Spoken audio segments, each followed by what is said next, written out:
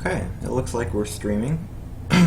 Alright, so today we're going to start with our first look at a Supreme Court case which deals with issues of free speech and free expression. And this case that we're looking at is Snyder v. Phelps.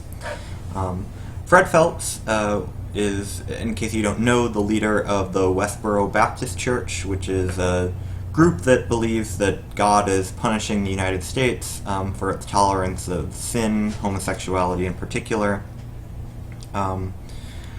They regularly engage in what most people would call hate speech. They protest at the funerals of soldiers and many other sort of things that for most people are quite highly offensive.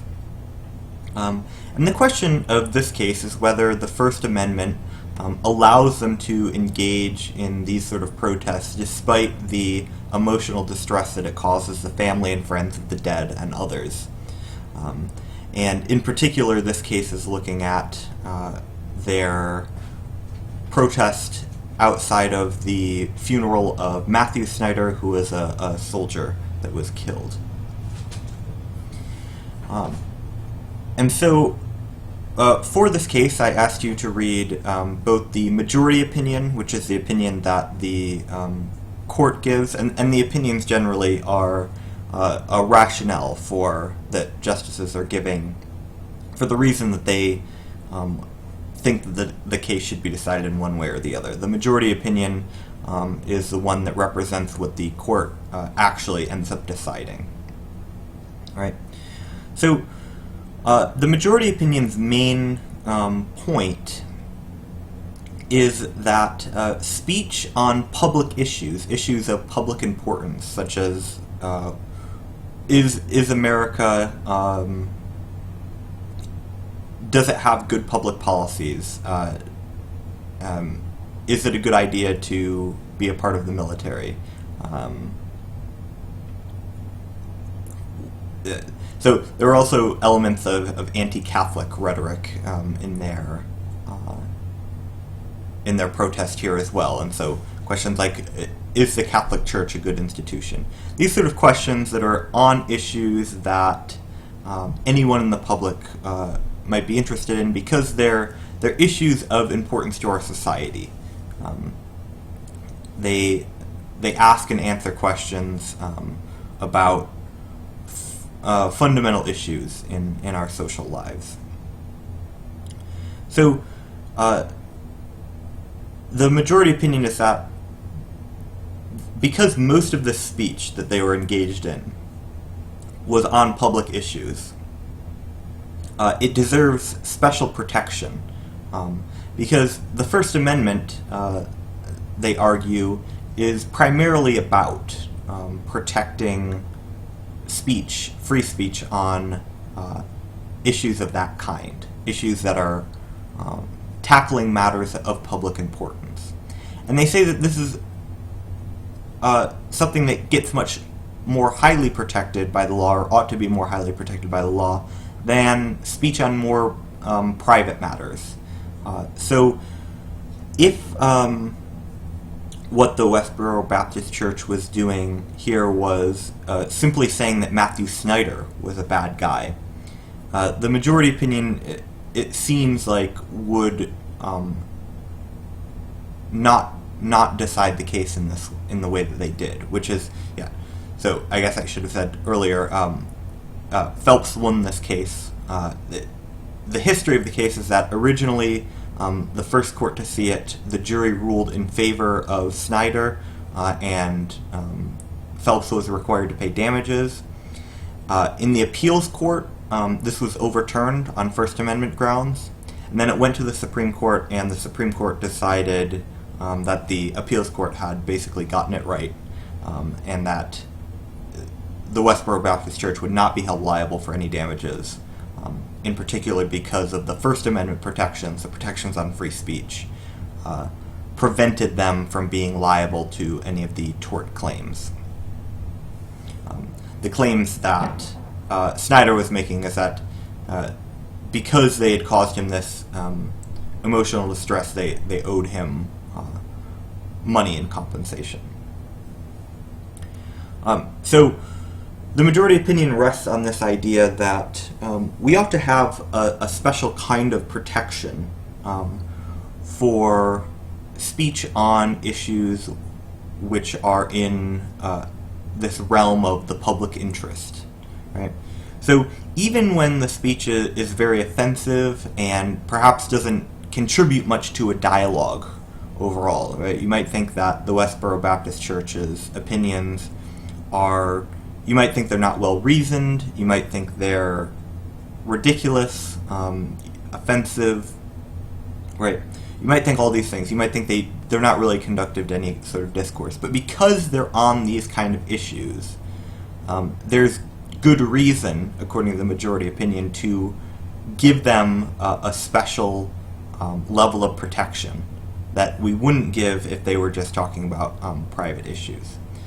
You can think about what would the reasons for that be? Why would we want to give special protection to speech of that kind, speech on those sort of issues, right? That's something to think about. And I'll talk a little bit more about that after I talk about the dissent. So the dissenting opinion is written by a justice that thinks that the court is getting it wrong in their decision, right? Who's voting against this. So this dissent is arguing that the appeals court should be overturned, and, well, so technically he's arguing that the appeals court should rehear the case, but not consider these points that the First Amendment would rule out the possibility of them being liable to tort here. But that sort of technicality is not really important. What it's essentially saying is that the First Amendment does not give them protection against liability for causing intentionally causing emotional distress in someone else.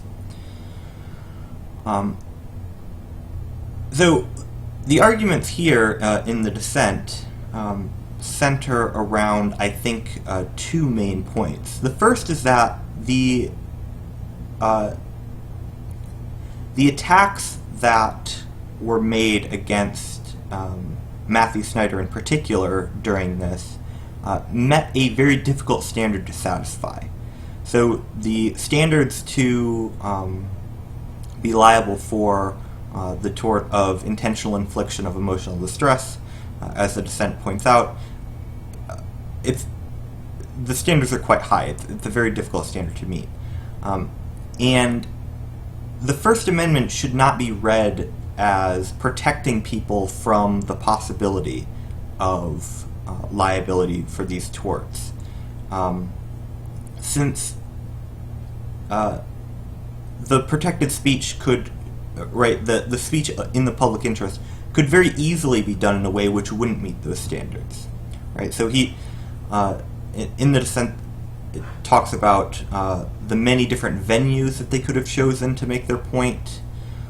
It talks about the ways that it could have been more focused on the points of public interest and have less elements that seem to be intentionally trying to inflict emotional distress on the family of Matthew Snyder. So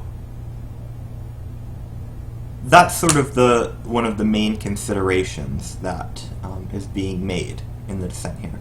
The second is that there's a disagreement about the interpretation of the facts.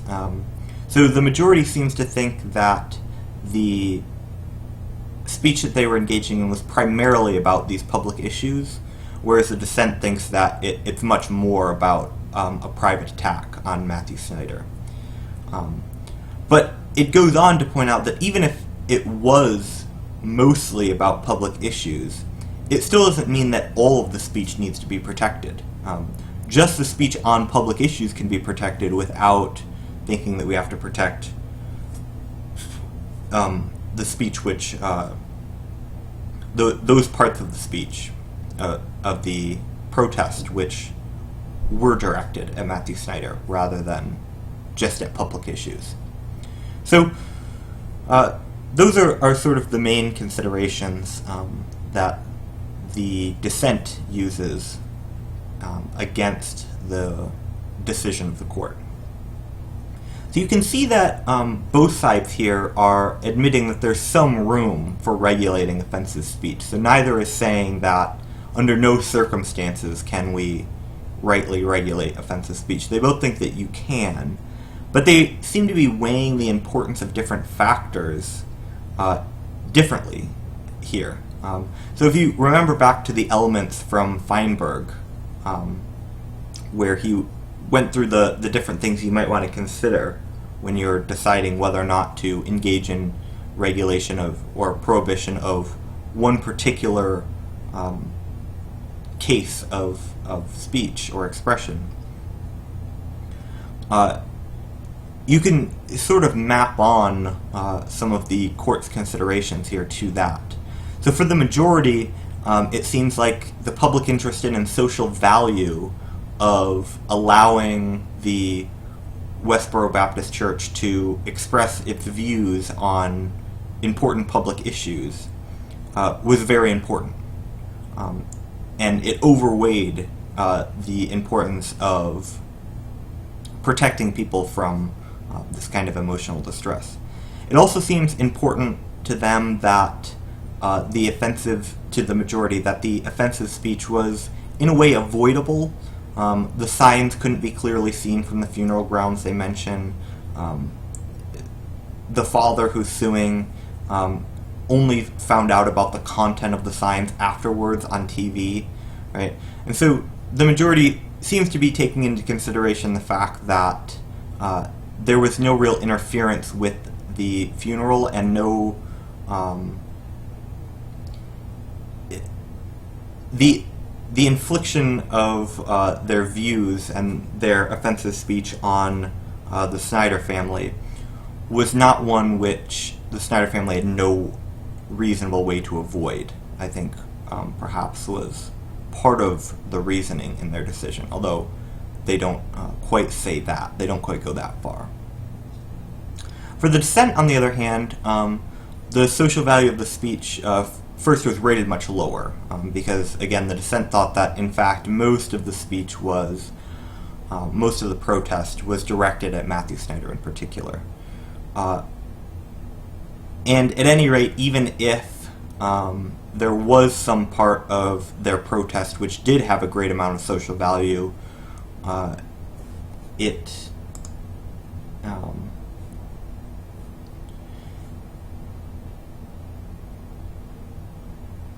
sorry, I'm just trying to deal with the stream seems to be lagging here. So let me go back.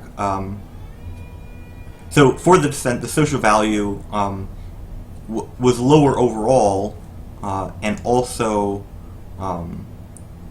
it was divisible in a way, in that there were parts that may have been quite valuable in terms of allowing different views to be expressed on topics of social concern, while there were other parts that weren't, that were directed just at Matthew Snyder and his family.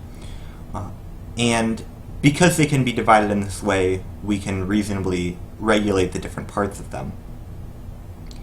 It also seemed quite important to the dissent that the elements that were legitimate and valuable of the protest could have taken place elsewhere, i.e. in a place where the offenders wouldn't have done so much damage to those who were offended. And the offenders, the thought is, wouldn't have to sacrifice very much, right? There are lots of different sidewalks that you can do your protest on. There are lots of different places where you could do it, lots of military recruitment centers, military bases. There are lots of places where this sort of protest could have been done on the issues that they were talking about without sort of hijacking this funeral and attacking people at their most vulnerable. So those sort of considerations are the kind of thing to look for if you agree with Feinberg that offensive speech can be rightly regulated in some cases, but we need to be careful about where exactly we regulate it, and there's a balancing act to be had. And that's the sort of question that you often find in the actual law is what's the right balance of the different interests and values at play here. Okay, so that's all I have to say about this case. I will wait for a few minutes to see if there are any questions, and if not, then I will talk to you tomorrow. Again, by the end of today, I should have all of the grades up and posted. It may be later tonight that I have it finished, but I should have it finished today.